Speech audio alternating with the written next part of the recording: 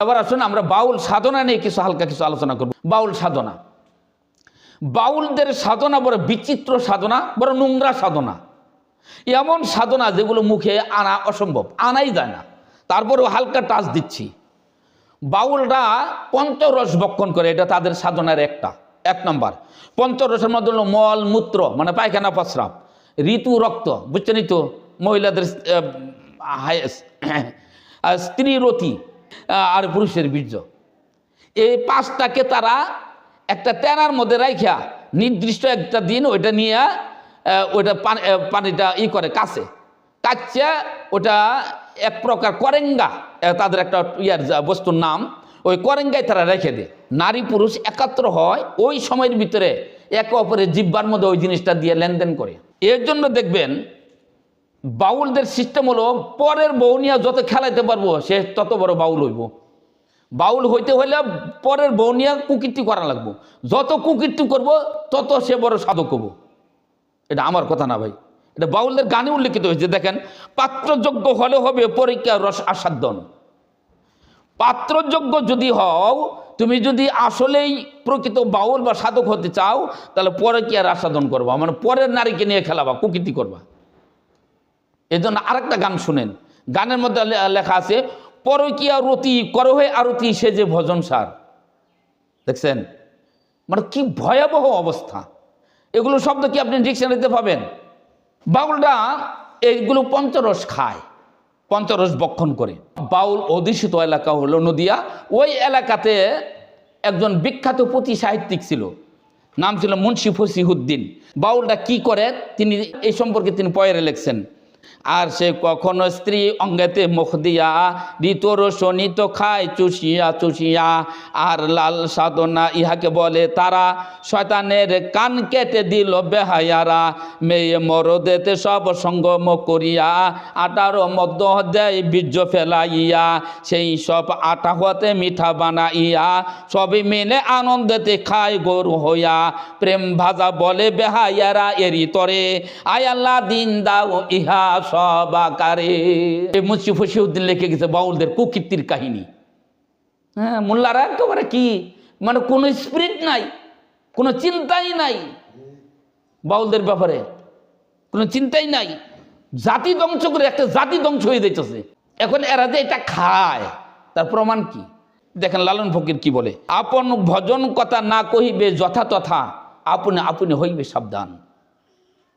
মানে এই ভজন কথা আমরা যে কি খাই এগুলো প্রকাশ করবা না, সাবধান, এগুলো প্রকাশ করবা না, যথাতথা এগুলো বলবা না। আমি বাউল নিয়ে পড়াশোনা করছি, বাউল নিয়ে মানে অনেক জায়গায় সফর করছি, এজন্য আমি একটা বই লিখছি। আর আলেমরা একেবারে গাফেল, এই ব্যাপারে আলেমরা সচেতন না।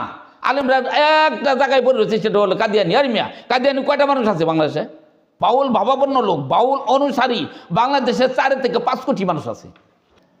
মাওলানা রিয়াজউদ্দিন আহমদ তিনি বাংলা ভাষায় একটা বই লিখছিলেন, বাউল ধ্বংস ফতোয়া, 1926 সালে বইটা লিখছিলেন।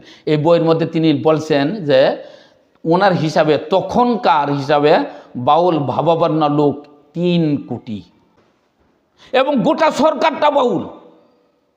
20 বছর আগে আমি এই বইটা লিখছি।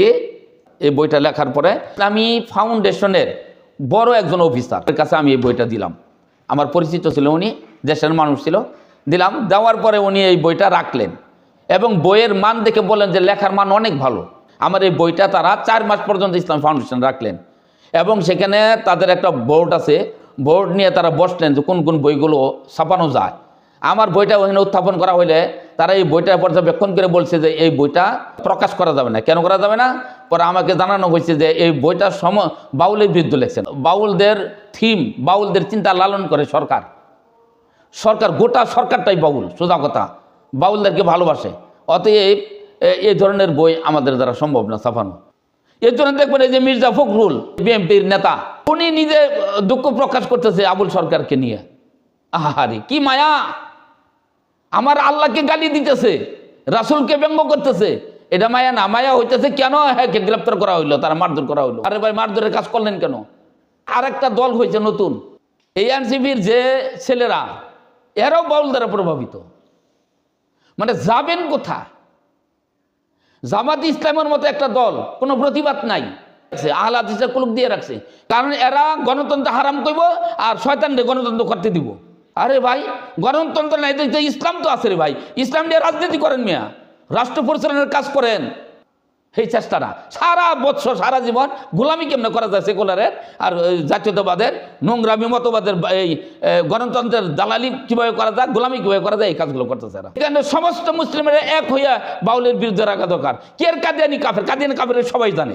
আগে বাউলটা নিষিদ্ধ করবে, বাউলটা কাফের এটা ঘোষণা করো, এবং বাউলদেরকে নির্দিষ্ট জায়গায় বলে দাও যে তোমরা শুধু তোমাদের শ্রী চৈতন্য এবং তোমাদের যে দল, তোমাদের যে থিম, এগুলো আলোচনা করা হবা, কোরআন হাদিস নিয়ে কোনো আলোচনা চলবে না, কোরআন হাদিস নিয়ে ভণ্ডামি চলবে না, কোরআন হাদিস নিয়ে ফাজলামি চলবে না, তোমরা চৈতন্যর দাস এটা বলো, এদেরকে কাফির ঘোষণা করো।